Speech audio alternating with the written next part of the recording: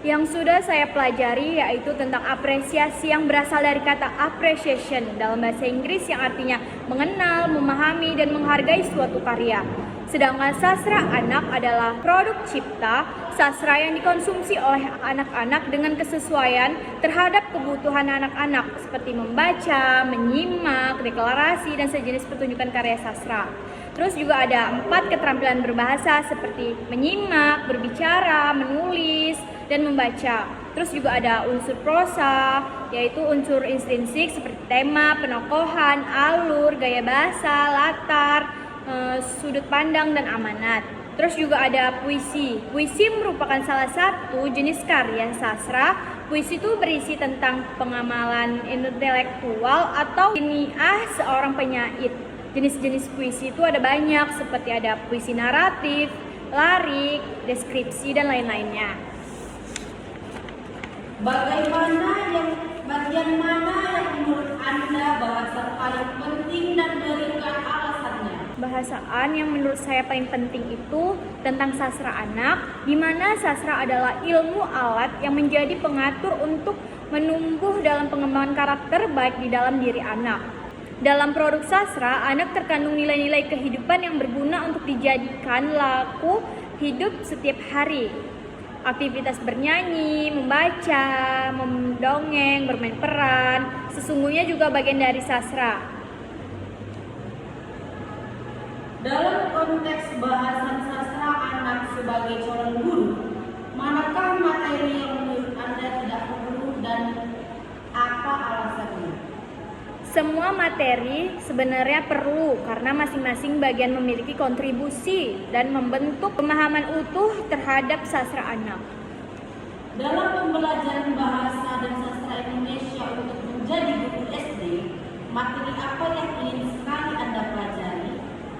Materi yang sangat saya ingin pelajari yaitu materi tentang prosa. Saya ingin mempelajari prosa karena prosa merupakan salah satu bentuk karya sastra yang banyak digunakan dalam kehidupan sehari-hari seperti dalam cerpen, novel, cerita rakyat.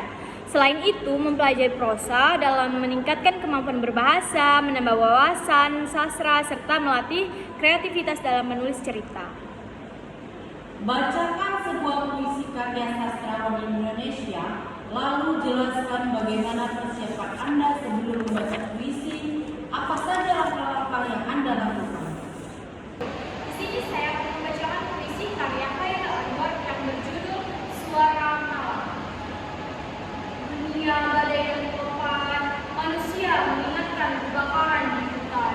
Jadi mana untuk damai dan reda, mati barangkali ini diam kamu saja dengan ketenangan selama bersatu, mengatasi suara dan duka, kekalahan terhadap debu dan nafsu, berbaring tak sadar seperti kapal pecah di dasar lautan, jemu di pulau ombak besar atau ini, peleburan dalam tiada dan sekali akan menghadap cahaya.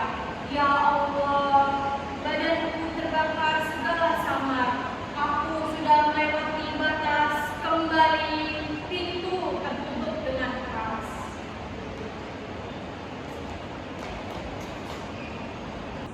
Nah, langkah-langkah yang saya lakukan dan persiapannya apa saja? Yang pertama itu saya mencari puisinya terlebih dahulu, lalu saya membaca dan memahami makna isi puisi tersebut. Saya membacanya dengan beberapa kali dan memahami temanya, emosi, dan pesannya. Terus membentuk intonasi dan nada suara, apakah suara itu datar, pelan, atau tegas.